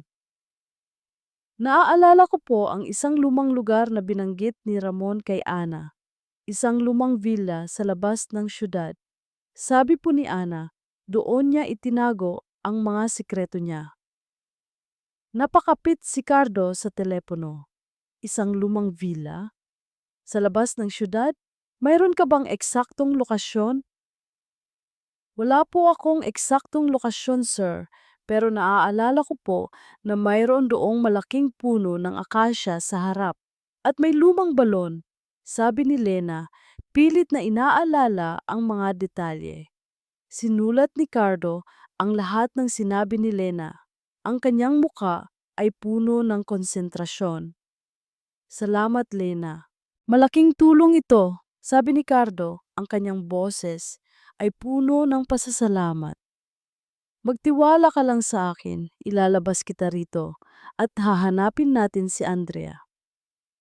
Sir Cardo, paano po kung hindi tayo magtagumpay?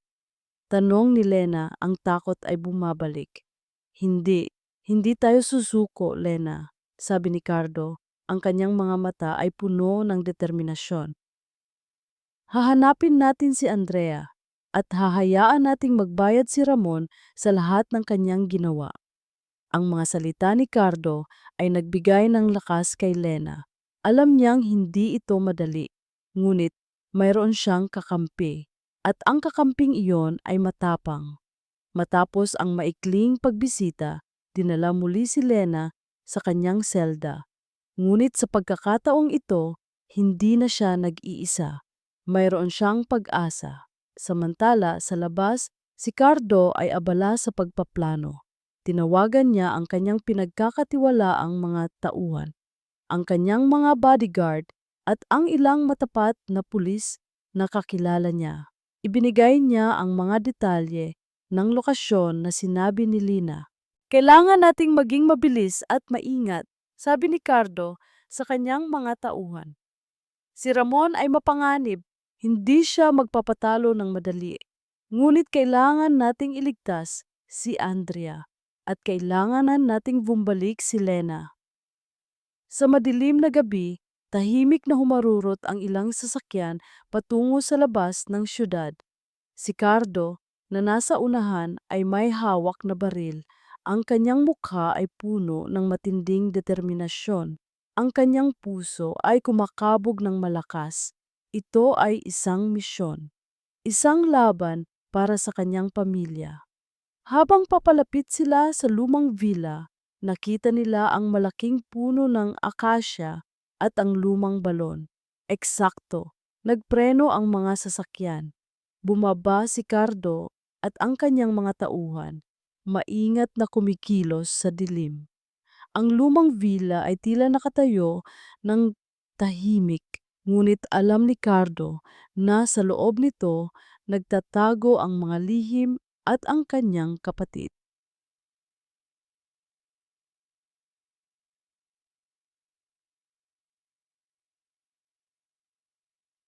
Ang hangin sa labas ng lumang villa ay malamig, ngunit ang pawis ay lumalamig sa likod ni Cardo. Bawat paggalaw ay kalkulado, bawat hininga ay pinipigilan. Ang kanyang mga tauhan, pawang sanay sa ganitong operasyon, ay kumikilos ng tahimik sa likod niya. Hindi ito isang pulong ng board. Ito ay isang digmaan para sa kanyang pamilya. Ang lumang villa na napapalibutan ng matatandang puno ay tila nakakatakot sa dilim. Ngunit ang pag-iisip kay Andrea sa kanyang maliit na kapatid na nasa loob ay nagbigay sa kanya ng hindi kapani-paniwalang lakas. Maingat silang pumasok sa likod na bahagi ng villa kung saan may isang sirang bintana. Ang tunog ng basag na salamin ay halos hindi marinig, natatakpan ng ihip ng hangin.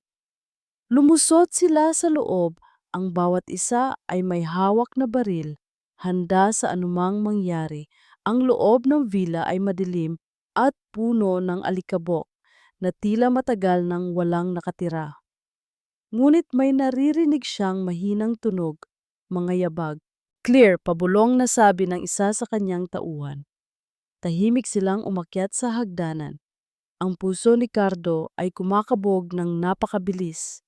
Sa bawat hakbang, naramdaman niya ang presensya ni Ramon, ang kanyang pagtatago. Pagdating nila sa ikalawang palapag, nakita nila ang isang silid na may ilaw. Maingat silang lumapit at doon, sa loob ng silid, nakaupo si Atty. Ramon Velasco na may hawak na baril at sa kanyang tabi si Andrea, si Andy. Nakatali ang kanyang mga kamay at nakatakip ang kanyang bibig. Ang kanyang mga mata ay puno ng takot. Ramon! Sigaw ni Cardo, hindi na napigilan ang kanyang sarili. Itinaas niya ang kanyang baril. Bitawan mo ang kapatid ko! Nagulat si Ramon. Lumabas sa kanyang muka ang isang ngiti. Isang nangiti na puno ng panloloko at pagkabaliw. Oh, Cardo, akala ko ay hindi ka na darating.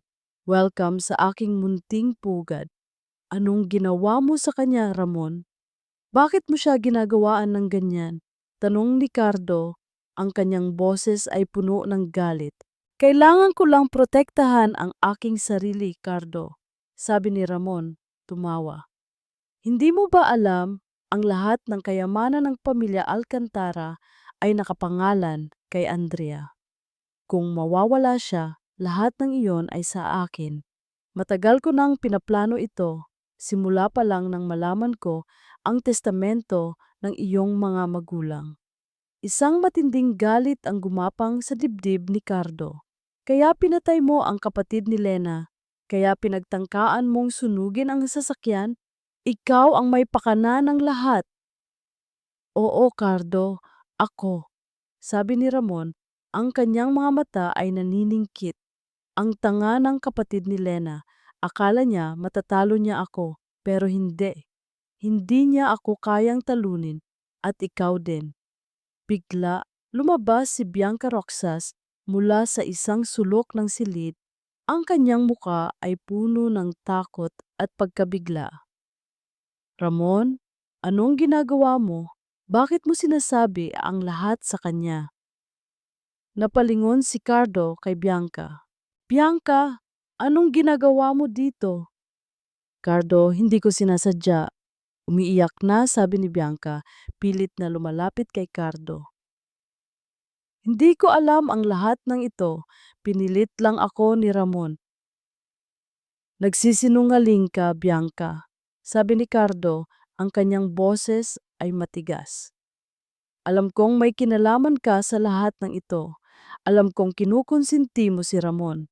At alam kong nagplano ka rin na manipulahin ang kumpanya. Nagulat si Bianca. Hindi totoo iyan.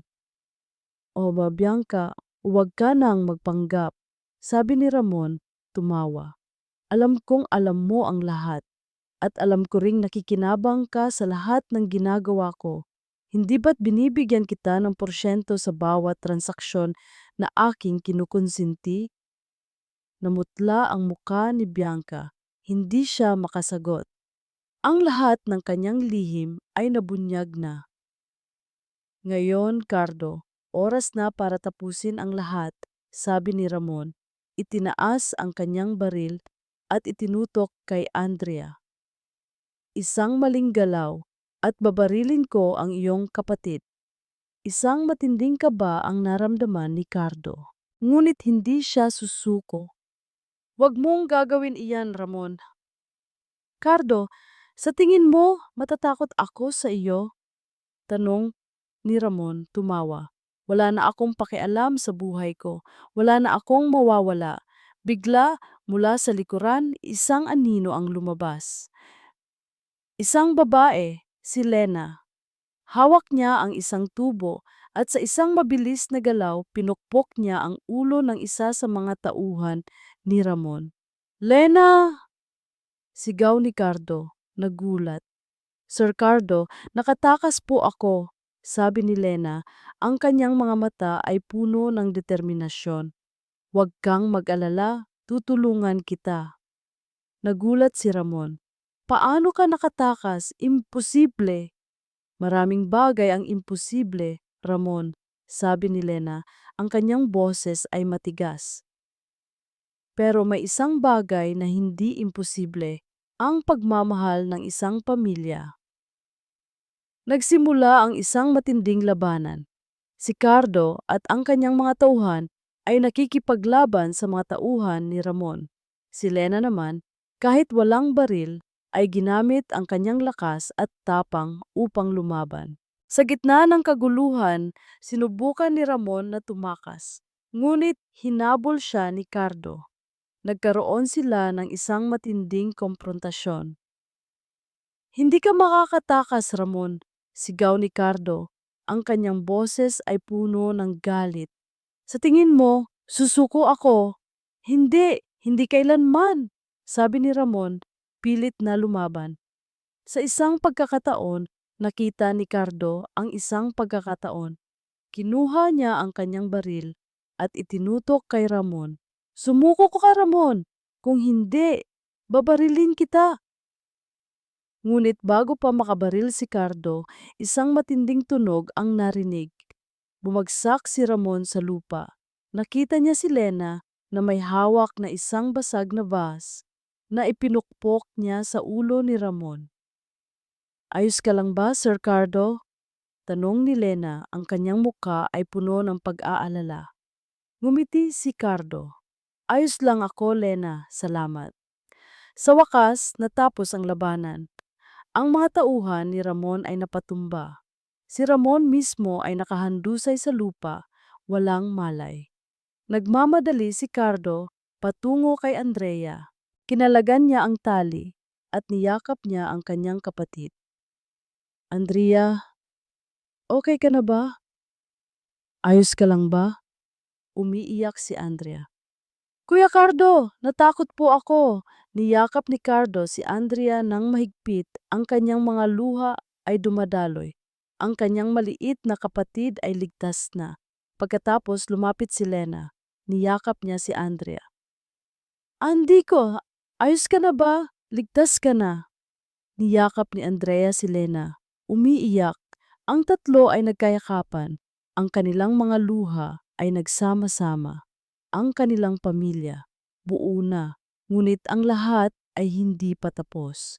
Sa isang sulok ng silid, nakita ni Cardo si Bianca na pilit na tumatakas. Ngunit pinigilan siya ng isa sa kanyang mga tauhan. Cardo, tulungan mo ako.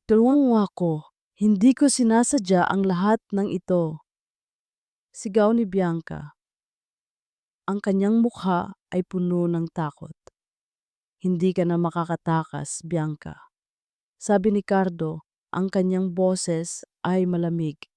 Magbabayad ka sa lahat ng iyong ginawa. Ngunit sa sandaling iyon, sa gitna ng kaguluhan at pagkalito, nagulat ang lahat. Si Bianca, sa kanyang kawalan ng pag-asa at matinding galit, ay nakakita ng isang patalim sa sahig, isang kutsilyo na naiwan ng isa sa mga tauhan ni Ramon. Sa isang iglap, kinuha niya ito. Ang kanyang mga mata ay nanlalaki sa pagkabaliw. Kung hindi ako magiging masaya, wala rin sa inyo, sigaw ni Bianca, at sa isang mabilis na galaw, sumugod siya patungo kay Lena. Ang kutsilyo ay nakatutok sa kanyang puso. Ang matalim na liwanag ng kutsilyo sa kamay ni Bianca ay kumislap sa aking mga mata. Pakiramdam ko ay bumagal ang oras. Ang hiyaw ni Sir Cardo, ang kanyang mga mata na puno ng pagkabigla, at ang aking puso na handang harapin ang lahat basta ligtas si Andy. hindi ko naisip ang aking sarili. Ang tanging nakita ko ay ang mukha ni Andy na umiiyak sa likod ni Sir Cardo. Ngunit bago pa man dumapo ang kutsilyo sa akin, may kung anong mabilis na gumalaw, isang malakas na tunog ng hampas. At sa halip na ang kutsilyo ang tumama sa akin, si Bianca ang bumagsak sa lupa, walang malay. Nagulat ako. Nakita ko si Sir Cardo. Ang kanyang kamay ay nakataas, ang kanyang mukha ay puno ng matinding galit. Siya ang humampas kay Bianca para pigilan ito. "Lena! Ayos ka lang ba?" Tanong ni Sir Cardo, lumapit sa akin, ang kanyang mga mata ay puno ng pag-aalala. "Opo, Sir Cardo, ayos lang po ako," sabi ko. Ngunit ang aking buong katawan ay nanginginig. Napakaliit na lang at narinig namin ang tunog ng mga sirena ng pulis. Hindi nagtagal, napuno ang lumang villa ng mga pulis. Agad na inaresto si Ramon Velasco na ngayon ay nagising na, ngunit wala nang magawa. At si Bianca na walang malay ay dinala rin. Sir Cardo, ang mga ito po ang responsable sa pagdukot kay Miss Andrea at sa pagpatay kay Miss Ana Santos, sabi ng isang pulis. Tiningnan ako ni Sir Cardo at sa unang pagkakataon nakita ko ang isang ngiti sa kanyang labi. Isang ngiti na puno ng kaluwagan at pasasalamat. Ang sumunod na mga araw ay tila isang malaking gulo. Napuno ang mga balita sa telebisyon at pahayagan tungkol sa kaso. Nawawalang Alcantara Heres. Natagpuan, abogado, mastermind ng krimen. Ang mukha ni Ramon Velasco ay nasa lahat ng dako bilang isang traidor at mamamatay tao. Si Bianca Roxas ay nabunyag din bilang kanyang kasabwat na nagtatago ng impormasyon at tumutulong sa kanyang mga transaksyon sa kumpanya. At ako si Elena Santos, ang hamak na katulong ay tinawag na bayani.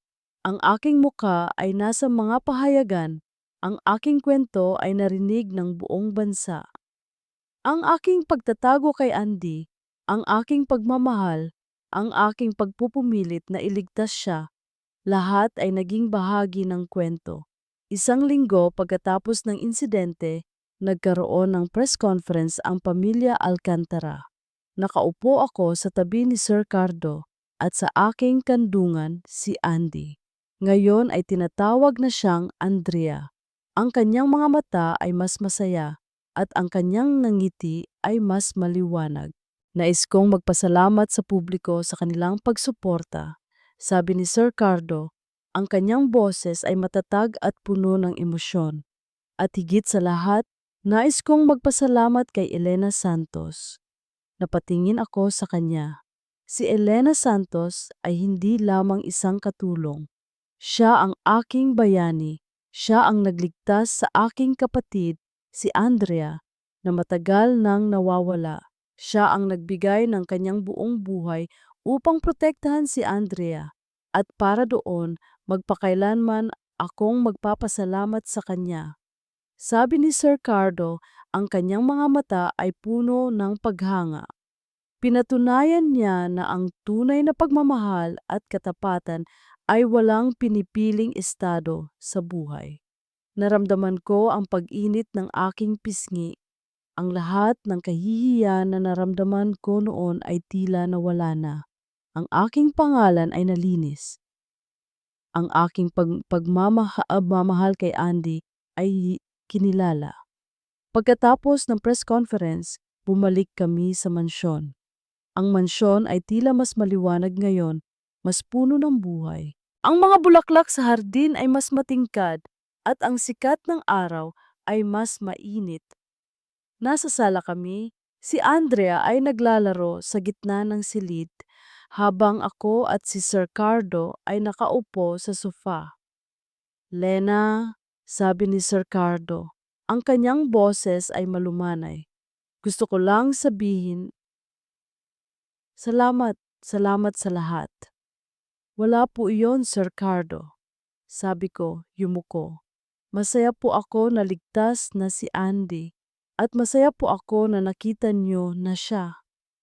Hindi lang iyon, Lena, sabi ni Sir Cardo at kinuha niya ang aking kamay. Higit pa rito, ikaw ang nagbalik ng pamilya ko. Ikaw ang nagturo sa akin ng tunay na kahulugan ng pagmamahal. Ang pagmamahal na walang hinihinging kapalit. Nagkatinginan kami. Ang kanyang mga mata ay puno ng isang bagay na hindi ko maintindihan. Isang bagay na hindi ko pa nakikita sa kanya. Bigla, lumapit si Andrea sa amin. Mama Lena, Kuya Cardo. Napatingin kami kay Andrea. Ano yon, Andy? Tanong ko. Gusto ko pong tawagin kayong mama at papa, sabi ni Andrea. Ang kanyang mga mata ay puno ng pagmamahal. Kasi po, kayo po ang pamilya ko. Napuno ang aking mga mata ng luha. Mama, papa. Ang mga salitang iyon ay napakasarap pakinggan. Niyakap ko si Andrea ng mahigpit. Oh, Andrea ko, tumingin ako kay Sir Carlo Masam. Ang kanyang mga mata ay basa na rin. Ngunit ngumiti siya. Isang tunay na ngiti. Ang kanyang kamay ay humigpit sa aking kamay. Dahan-dahan kumuha si Sir Cardo ng isang maliit na kahon mula sa kanyang bulsa. Sa loob nito ay isang singsing kumikinang sa ilaw. Lumuhod siya sa aking harapan. Lena, nagsimula si Sir Cardo, ang kanyang boses ay nanginginig ngunit puno ng pagmamahal. Ikaw ang nagbigay sa akin ng ikalawang pagkakataon sa buhay. Ikaw ang nagdala ng sikat ng araw sa aking madilim na mundo. Hindi ko na maisip ang buhay ko nang wala ka at nang wala si Andrea. Tumingin siya sa akin, ang kanyang mga mata ay puno ng pag-asa. Elena Santos, ang babaeng nagturo sa akin ng tunay na pag-ibig at sakripisyo, mayroon ka bang ipagkakaloob na karangalan na maging aking asawa, maging ina ni Andrea, maging kapartner ko habang buhay? Lumuhod ako sa harapan ni Lena, ang singsing ay kumikinang sa aking kamay. Ang aking puso ay kumakabog ng napakabilis, mas mabilis pa kaysa sa anumang pulong ng board na aking kinaharap. Ang mga mata ni Lena ay puno ng luha, halo ang pagkabigla at kaligayahan.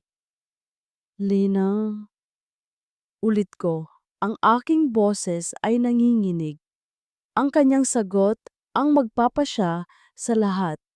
Tumingin si Lena sa akin at pagkatapos ay kay Andrea na nakatingin sa aming dalawa, ang kanyang mga mata ay puno ng pag-asa at pagkagulat.